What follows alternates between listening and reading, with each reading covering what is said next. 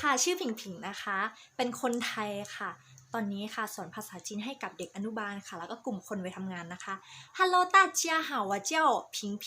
我是泰国人我呢现在当中文老师我的学生呢是小孩幼儿园还有上班族的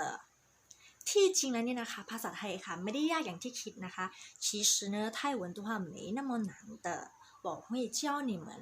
听说读写ค่ะพิงนะคะจะสอนให้คุณฟังพูดอ่านเขียนนั่นเองค่ะแล้วก็我呢是一个很幽默的人的พิงค่ะเป็นคนที่แบบมีอารมณ์ขันนะคะเป็นคนตลกค่ะก็希望你们来跟我学泰语哦หวังว่าทุกคนจะมาเรียนภาษาไทยกับผิงกันเยอะๆนะคะ你开心我开心就好了